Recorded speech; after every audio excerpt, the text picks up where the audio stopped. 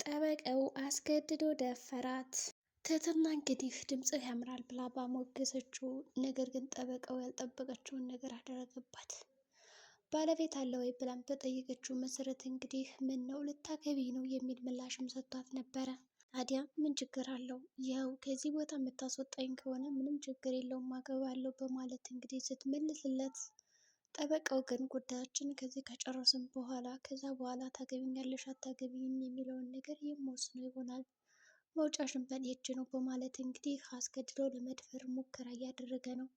ትህትና እንዴ ዝና እኮ እኔን ያክል ጊዜ ህዝብ ቤት አጉሮ እንደዚህ ሲያስቀምጠኝ እንደዚህ አይነት ነገር አላደረግም። አንተ ደግሞ ምን አይነት ባለጌና ቆሻሻ ሰው ብትሆን ነው እንደዚህ አይነት ነገር ማድረግ የምትፈልገው በማለት እንግዲህ ዞር በልልኝ እያለችውም ነበረ። ይሁን እንጂ ዝና በእርግጠኝነት ይህ ሰውዬ ወስላታና እንዲሁም ደግሞ ጥሩ እንዳልሆነ ሴት ልጅ ላይ በጣም መድፈር እንደሚፈልግ እና መተኛት እንደሚፈልግ ሱስ እንዳለበትም እንግዲህ ተረድቶታል። ይሁን እንጂ ያንን ደላላም ፈልጎ ለማግኘት እየሞከረ ነው። ዝናም እንግዲህ የጠበቃውን ስራ በደንብ ስለሚያውቅ ሄዱ። በባለፈው እንግዲህ ሉላ ላይ ያደረገባትን ነገር እኔ መርምሬህም ተው ብዬህም ነበረ፣ ግን ደግሞ አንተ ልትተው አልቻልክም። በባለፈው እንግዲህ አስጠንቅቄና አስረግጬ ነግሬ ነበረ፣ ግን አንተ ልትተው አልችልም በማለት እንግዲህ በባለፈው አልተኮሰበትም ነበረ። ዛሬ ግን እንግዲህ ደብድቦ ድብድብ አድርጎ ሰባብሮቹን ምናምን ጥሎት ሄዷል ማለት ነው። እንግዲህ ጠበቃውም ያዙ ይልቀቁኝ እያለ ነው እንግዲህ። ይሁን እንጂ ጠበቃውም ቢሆን እንደዚህ ተደብድቦ ራሱ መዛቱን አላቆመም። እኔ እኮ የመጣው ሲጀመር አብረን እንሰራለን በሚለው ነው እንጂ የምፈልገውን ነገር ልታደርግልኝ እንጂ እንደፈለግ ልገዛኝ አይደለም። አሁኑኑ ስለደበደብከኝ ብቻ ሂጄ ለፖሊስ አመለክታለሁ በማለት እንግዲህ ከዝና ላይ ጠበቃው ይፈነጭበታል። እንግዲህ ዝናም ወንድ ከሆንክ ሄድና ሞክራት፣ ያኔ እኔ ዝና አይደለሁም ያበበ ደመሰለሽም አይደለሁም። በህይወት መቀበር ከፈለግ ነው እንጂ እንደው ሂድ እከሳለሁ የምትል ከሆነ ዘር ማንዘርክን ማጠፋለህ በማለት እንግዲህ አስፈራርቶ ከዛ ቤት እንዲወጣ አድርጎታል። ይሁን እንጂ መድበልና ወንድሙ ያችን ትህትና የተባለችውን እንግዲህ ከነዝናችን እንደሚያስጥላትም ቃል ገብቶ ነበረ። ታዲያ እንግዲህ ብሩክ ታግቶበት በነበረበት ቅጽበት የጠፋ ወንድም እንዳላት እና ከዛ ደግሞ ከታገተችበት ነገር መውጣት እንደምትፈልግ ማጫውተው ነበረ። ታዲያ ደግሞ አደራ ለቤተሰቦቹ ይህንን መልእክት ንገራቸው፣ እንደሞትኩም ንገራቸው ብላ ደብዳቤ ሰጠው ነበር። ብሩክ ግን የትህትናን መልእክት ምንም ሳይቆጥረው ምንም ሳያደርግላት ቃሉንም ሳይጠብቅ ቀርቷል።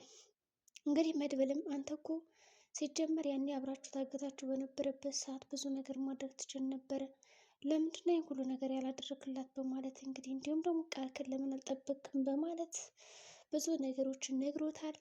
እንግዲህ እንዴት አድርጌ ነው መጠበቅ የምችለው?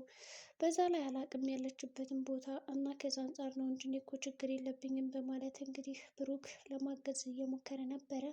መድበል ግን አንተ የተውከውን እኔ ጨርሰዋለሁ በማለት ጉዳዩን ለመጨረስ እየሞከረ ነው።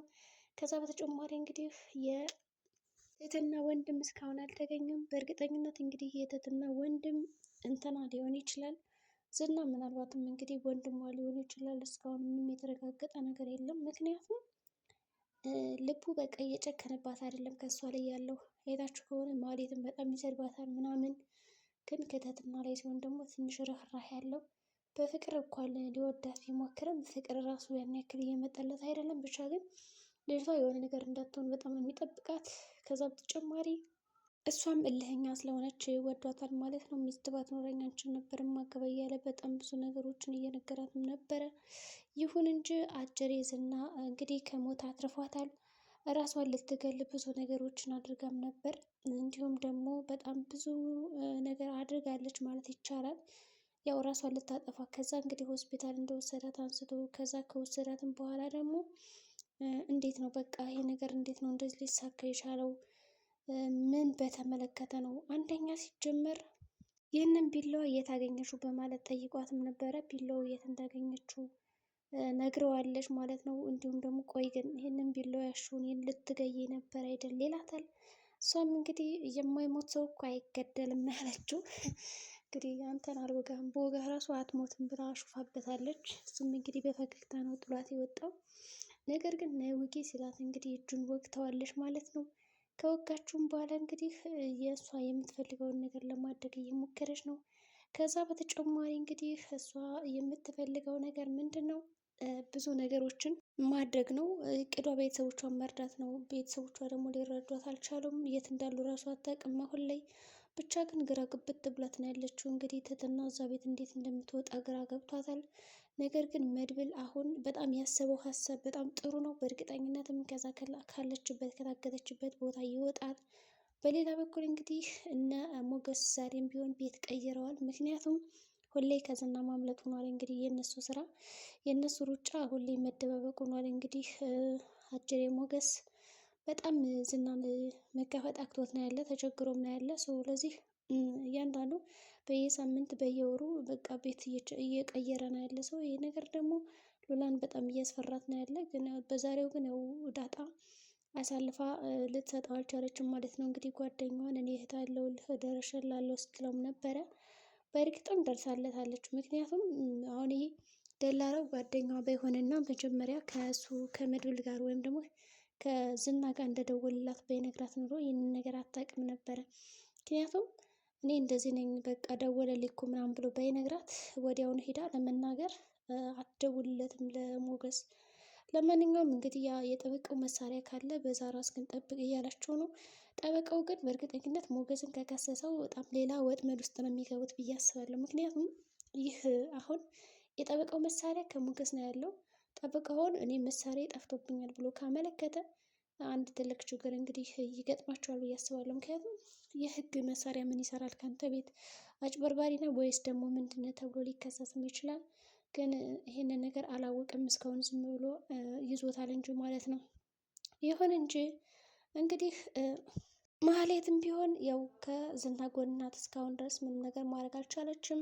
ዝና አብራ ነው እንግዲህ እየሰራች ያለችው። ስለ ትህትናም ጉዳይ ይመለከታትም ብቻ ግን የሉላን ቦታ ምናምን ካወቀች ጠርቀም ያለ ገንዘብ እንደሚሰጣት ቃል ገብቶላታል። እንግዲህ ዝና በዚህ ቅጽበት እንግዲህ ሰው ደስ ብሏታል። ያ እንትኑ በቃ መርዞ የሚባለው ደላላ ይነግራል ብላ ነበር ያመጣችው፣ ግን እሱ አልነገራቸውም። እኔ አዲስ አፍቃሪ ነኝ፣ ህይወቴ ልኖርበት አናካኩኝ እንደዚ አይነት ነገር ብሏቸዋል። እሷ ግን ሲጀመር ኤፍራታ አትወድም ብለዋለች።